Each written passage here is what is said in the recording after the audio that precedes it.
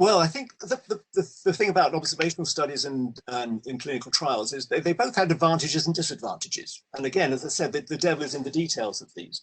And I think it's very important somehow that people understand what the basics of the two main approaches. So observational studies have the advantage that they cover long time periods of exposure, long periods of exposure. And they also have quite firm endpoints. So you can look at death as an endpoint, mortality as an endpoint, or cardiovascular disease as an endpoint. The problem with the observational studies, it's very important, it's not often, the newspapers seem to get this wrong every time, is that they don't show causal effects, they show associations. And this is particularly important, I think, with sweeteners, because there's a lot of evidence for what's called reverse causality with sweeteners.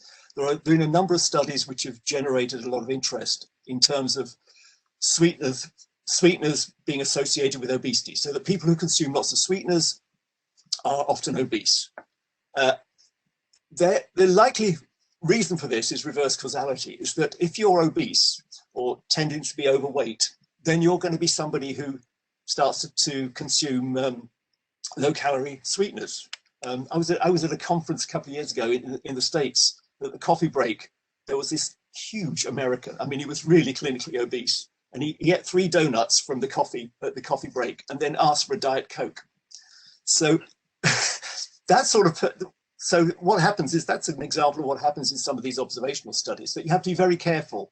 And the same can happen with type 2 diabetes and cardiovascular disease. People who think they may be prone to cardiovascular disease for genetic reasons may go onto low-fat diets. So there's a problem there.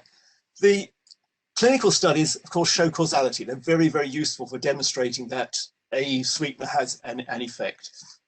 But they tend to be relatively short-term. So you could be argued that you haven't exposed people long enough.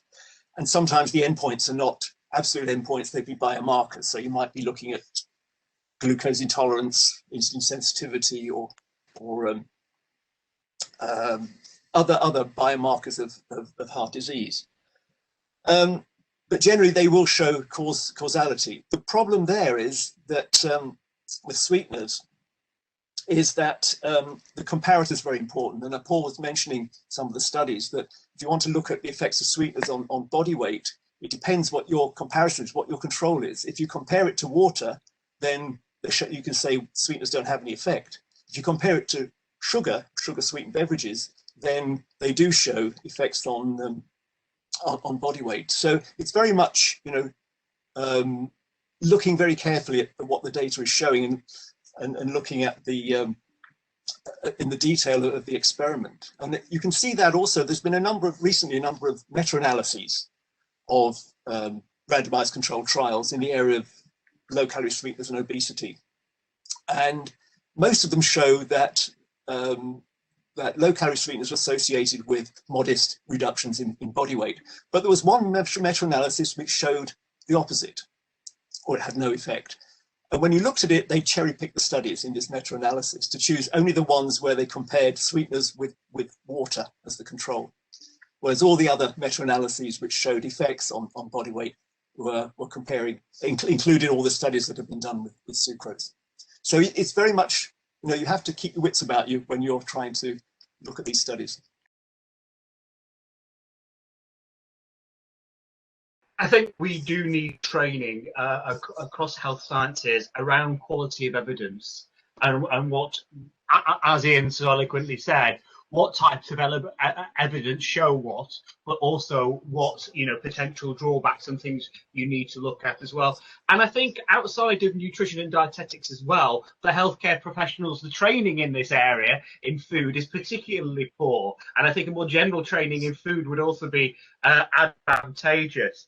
I mean, people should be looking at the overall body of research and the evidence synthesis of that research. But as Ian's pointed out, it's also critical to look at some of the study designs chosen, because what you choose to compare with what is important. And I would have thought if low-calorie sweeteners performed as water, they were performing to a gold standard. If you see what I mean, that would be the best comparator. In fact, one study did show that they perform better than water, at least in the short term. But that might be because you're depriving people of a sweetened beverage initially when you randomize them to water rather than low-calorie sweetener, and that might have an adverse effect on weight management outcomes because it's not what people are used to. Do you see what I mean? So you have to think about all those experimental designs. I think one of the things we really do need to think about is nutrition can be quite complex. The few things I've already mentioned, but it's worth mentioning there's lots of studies out there in rats and mice, so people need to be aware of that.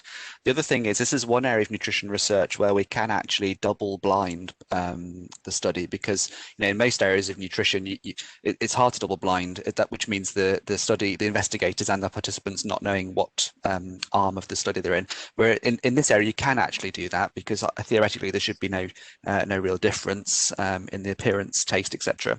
The other thing that's often not done in nutrition research is looking at the pre-study dietary intake, for example. That's a really important area which is often overlooked, and then looking at things like other changes that people make in their diet throughout the study period. That's also really important. So those are sort of key confounders, and I think Ian touched on a really important point about reverse causality as well earlier on. So looking at the study population, are we looking at a group of people where they're likely to have self-selected, if you like, in terms of recruitment and things. So there's lots and lots of things to consider in terms of the issues around the research in this area.